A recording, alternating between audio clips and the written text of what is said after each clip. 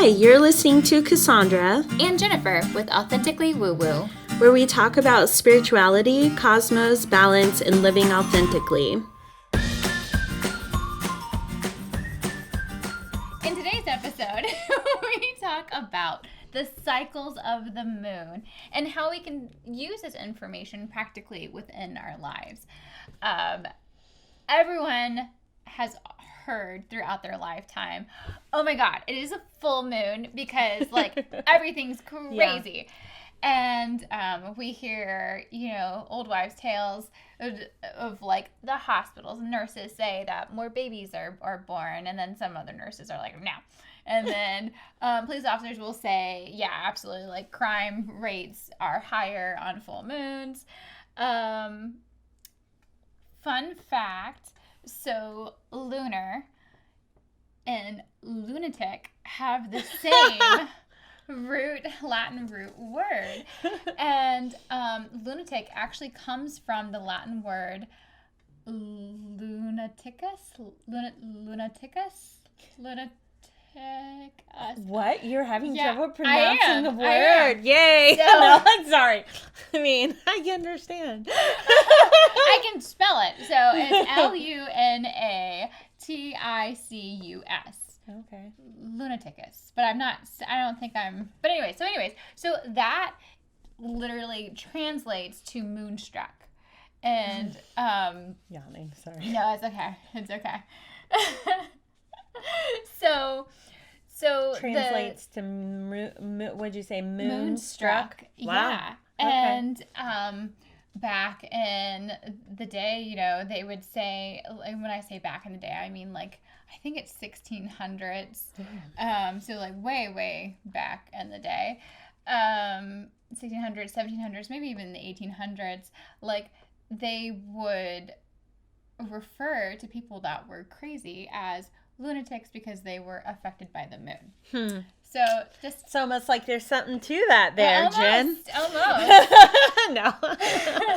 So, in the natal chart, the moon is one of the astrological big three, which we talked about 2 episodes prior, whenever we were talking about soul's purpose.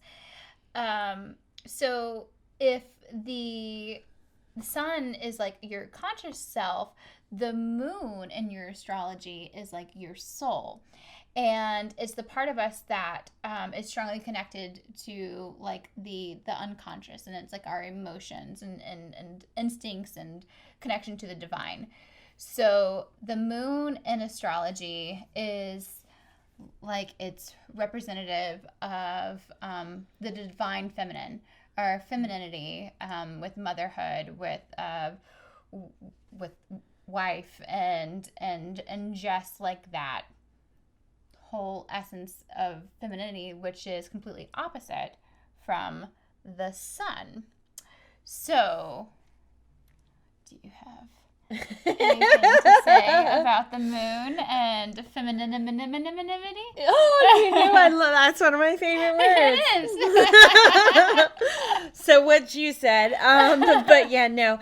So, yeah, basically just, the moon being related to kind of the natural rhythms of life,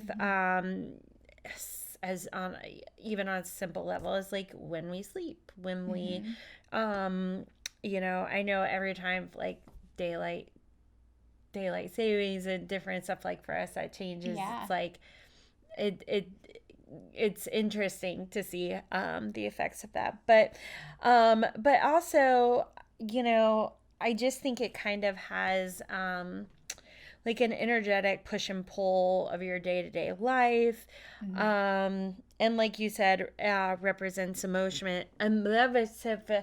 Oh gosh, yeah. Emotions. And so basically, I know at this point, if you've listened to any of our other episodes, you've learned a little bit about astrology and your natal chart. And so, the placement of the moon when you were born, affects kind of like a theme of how you express your emotions and feelings through life. So like for example, my moon is Capricorn, so I tend to, you know, have a, how would I describe it? Like and it's attached to like, I don't know, like how would you describe Capricorn? Capricorn. I don't know I don't Is that know. lunch? That lunch has Yes, set in. yeah. And it's nice and cozy. Recording after lunch is like, yeah, and I'm wearing long sleeves. Yeah. Like, wake up, brain. Need some caffeine. Excuse us while we while we're just comfy. Authentically fumble along here for getting used to things. So yours, it's rooted like your Capricorn is your ambition. I know is one of them. Yes. And Okay, here, yes. Rooted, I'm going to read my notes here and it'll get going. So, which means often my feelings are rooted with intentions of control and ambition. That's exactly what I was going to say. It's almost like you took it straight out of my mind or off this paper. Yeah, what? So basically, I find myself wanting to control situations, to like control my emotions. They go like hand in hand. So the more I can control something, you know, it's like an effort to keep my emotions in check. You're laughing because I said a funny word, or you can see. No, it was funny. You're like Capricorn. I'm like, I don't know. No pressure. No. Well, you just failed your astrology test. I did. So, I know the answer to that too. It's like getting my brain to wake up, you know. Mm-hmm. Yeah. So Capricorns are more like grounded, rooted, day to day, more rigid. They like comfort, familiarity. Yeah. So all those things. So yeah, basically the more that I can kind of keep that in check, it's kind of like maybe would you call it maybe a defense mechanism? I don't know. Maybe, to like try to handle or keep a grip on my emotions. But anyways. Which is interesting because with your sun sign Aries, it's like the exact opposite of that. Oh yeah, there's lots of controversy, push and pull in my chart. There is. Yeah, I don't think I've ever realized that before. Of like of how. Because Aries are typically like, let's do it. Let's go. But my Capricorn. It's strong masculine energy. Yeah. Earthy feeling. Yeah. But a lot of structure. Yeah. Oh, so it comes out often. The more the situations that I cannot exercise a lot of control, that's typically where my emotions end up being all of a sudden kicking me in the butt. And that's because your moon is related to your emotions and everything that's like connected to your soul. Yeah. So so I'm the exact opposite, where my moon is in Aries and my sun sign is in Aries. Yeah, that's right. And so I'm my emotions, how I process everything. So it's easier for me, I feel like, because they're both Aries. Like, they both understand that fire, which, you know, we definitely had to learn growing up of how to control that fire and that temper and everything like that. But then what's interesting in my chart is that, and I've talked about this before in past episodes, is that my rising sign is Cancer, which the sign of Cancer is ruled, so each sign is ruled by a different planet, and wherever your rising sign is, whatever planet or whatever that is, that's what rules your chart. Yeah, and mine is the moon, and so that's interesting. So not only do cycles of the moon, like you were talking about with our sleep and stuff like that, with women, our our actual like menstrual cycle is like the same length as a moon cycle. And so you know, there's that, again, that feminine connection to that. What other cycles, like what other things can they help? Maybe we should kind of just go through Okay, yeah, each one we can. and talk a little bit about that. Okay. You know, just maybe to help give examples, you know, of what that might look like. So I guess let's start with the new moon. Okay. That sound good? Yeah. So the new moon is almost like closing out of one stage and stepping into another. So you could think of a new moon as like a new beginning. A new start, a new goal, a new process, a new challenge, you know, just moving for the next thing, you know, for the next moon, what would you say, moon cycle? Yeah.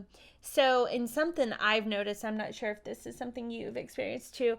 So whenever you're coming into that new moon, I think I've noticed like feeling a little sense of urgency the days leading up to that, to like definitely close things out. Yeah. Like this, okay, we really got to make sure that we got the lesson. Yeah, we got the lesson. Okay, you're not, you know, and it's like finalizing all the things from the prior, you know, to kind of step into the new moon and new circumstances, you know, for whatever it might be going forward.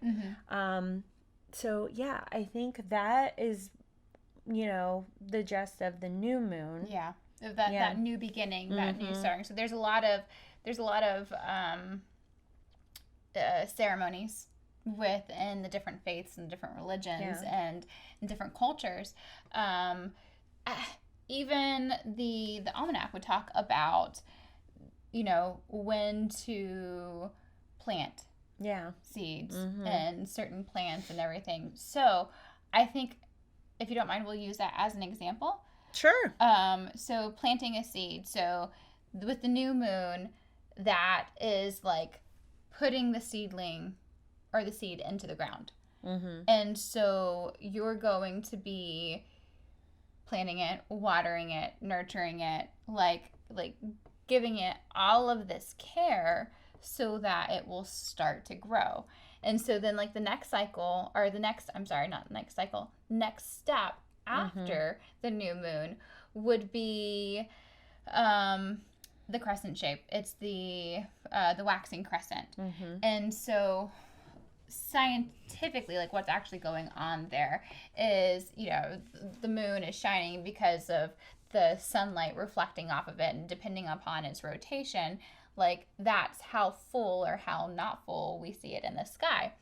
So with the waxing crescent, you can see that as like the project is beginning to start to take shape. This seed is becoming a seedling, and you're getting closer to that fullness of or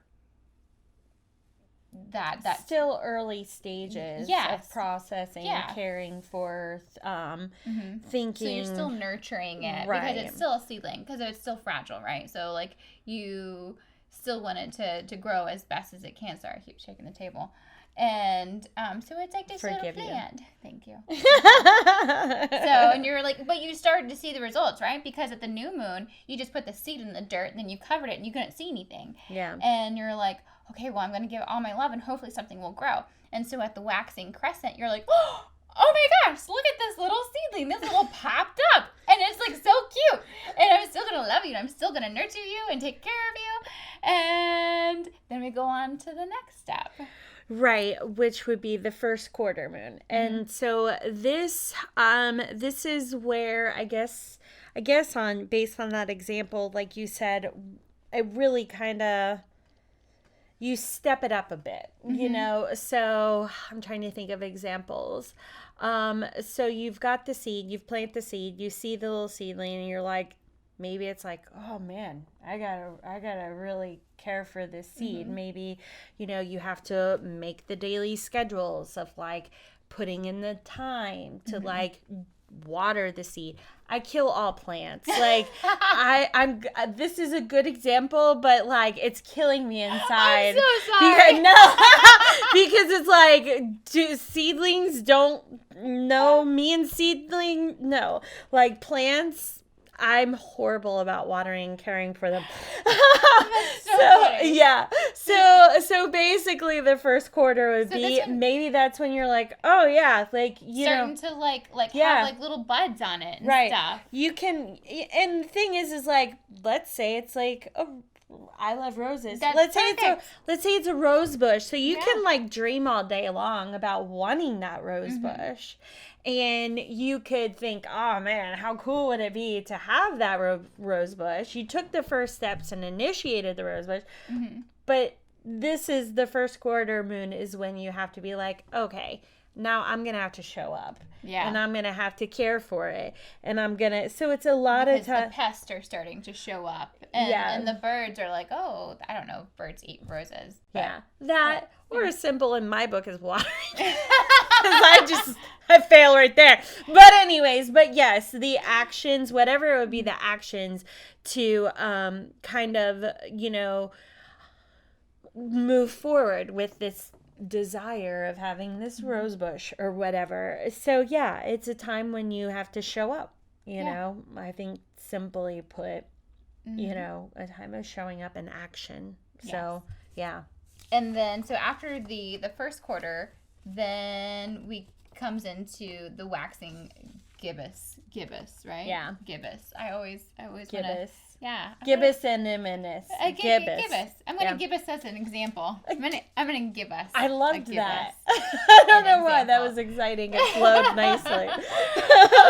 So the gibbous, that term refers to the fact that the sun's light covers more than half of the visible surface of the moon. And so that's what we're seeing. So a waxing is when we're waxing on. So we're making that like that full circle. And then that, the wanting, I want to know how you say it. Because I always say wanting, I don't know. But so that we're still waxing. I thought it was waning. Waning? It probably is waning. I am probably not the person to like go by for that though, because you know I butcher all the words. Well, there's only one consonant after the vowel, so that makes sense. That because would be if waning. There were... It would be, so it waning, would be, waning. No, it would be A. It would be waning, the A sound. Waning. Waning. We're waning. We're waning on figuring out how to say this word. Yes. You got it! Oh! Just the little things. So our waning, waxing and waning. All right. So we're waxing on. And the waxing gibbous moon is like it's becoming fuller, but it's not all the way full yet. So the waxing gibbous is between, we'll say like 51% to 99% full. So that's like when it's in its final steps. It's the time of the month in which people strive to complete those projects. So say like that rose bush, like it is now it has gone from this little tiny seed to a seedling to like this plant that starts to get buds, and now like those flowers are just about to like burst open, and you can see that has all of these buds and it's going to be amazing. And so you are beginning to see that all of your efforts are starting to pay off with that abundance, that completion, and fertility and transformation. So next would be full moon, right? Full moon, yeah. The next would be the full moon. Do you want to talk about that, or you want me to talk about that? I want you to talk about that. Okay, you want me to talk about that? All right. So the full moon is now... You're on a roll. I was going to do a moon joke, but we're good. So now we have this rose bush that we've hit full moon. And so within this project that we're using as an example, this rose bush now has these big, beautiful flowers. And it is just absolutely gorgeous, and it's amazing, and we can see it, and we're like, oh my gosh, I'm so proud of you. I'm so proud of you, Rosebush. You did it. We did it. I helped take care of you. And so that is the peak, right? So you've gone up this mountain, and you're at the very top, and you can see you can see all of the effort that you put into it. But it don't stop there. It does not stop there. And that is the beauty of the lunar cycle, which we're going to continue on to now. We're going down. So now the other side. Yeah. So from there, waning gibbous moon. So trying to think of an example. So this is a time starting to droop. Yeah. Cassandra came in and didn't water it again. There you go, explained. No. But yeah, basically, so the full moon is a time of, illumination. That can be good. Like I've had, I know we've experienced back and forth sometimes. It's like, how'd you do with the full moon? And like, I'll be like, I was good. And you're like, oh my gosh, and vice versa, so, it's a heightened time. Yeah. That sometimes that is seeing the beautiful rose bush. Sometimes that's realizing I really want this freaking rose bush. Yeah. And why isn't it blooming? Yes. And so maybe, at this time, the waning gibbous moon, so let's say perhaps that's the case and you don't see those blooms. So it's a time of going back and what was illuminated in the full moon? What came up? What did you start to realize? Well, I realized, I'm irritated. This didn't, bloom. Well, what did, what are the things anything that comes up, that might shed light on, anything that needs attention or needs to be, any challenges. So say if that rose bush didn't bloom and you're like, okay, well, did I truly stick to nurturing it and blah, blah, blah during watering? I would not. During the waxing, like did your blooms almost, and then you got like bloom rot or something, and then they just like dropped off. Or maybe you wanted a bunch of blooms and you got like one tiny one. That was like my peach tree this year. Really? Yeah, I got one little teeny tiny one, and I ate it, and it was sour and it was terrible, but I ate it. And I was like, thank you, little peach tree. Yeah, so the waning gibbous moon, that's a time of, reflecting on what came up, what was illuminated. And let's say you did have the rose bush full of blooms and stuff. If you didn't take the full moon opportunity to show gratitude, then, this is also a good time that if everything does, is going right on track, then it's always good to show gratitude and like, wow, look, like you said, look at this thing and how far it's come. So, if look at those things, and then kind of just, I'll go ahead and go into the last quarter moon. So let's go back to the example of not being completely satisfied after that, illuminating full moon, and you go through the waning gibbous moon and you're like, you realize and you deal with the feelings of, okay, this didn't go as I intended because I didn't give it the attention or what have you. The last quarter moon is a time where you start to problem solve those things. You start to, this is a time of releasing, a time of clearing for space, freeing up space, a time for planning, what your next steps are. So let's say if it was me trying to take care of that darn rose and I know I didn't water it, well, why didn't I water it? What got in the way of me watering it? Well, because I did XYZ, well, what of my schedule could be cleared out, which allows me to have time so that I can devote it to this thing that I planted and I wanted, you know, to help it grow and help it bloom so I can have that big, beautiful rose bush like I want. So that would be the waning gibbous and the last quarter moon, which then goes into, and then you go back to the new moon cycle. So the waning crescent. Like she said, you go right into the waning crescent. Take it away, Jen. And so, like, the waning crescent, that's that bush, and it was great, and or it wasn't great, and you know, whatever that full moon, what that height of that full moon was for that rose bush. And then, as Cassandra was saying, like, you know, then you start to reflect and you start to problem solve, and then, you know, we're at the top of that peak and we're coming down, and we are now at the waning crescent, which is like right here, right before we get into the full moon. And then new moon. Look at us in our moon, and it's like no, my brain is trying to like. I need tacos. We had a really good taco lunch. We had all the good things. Yeah.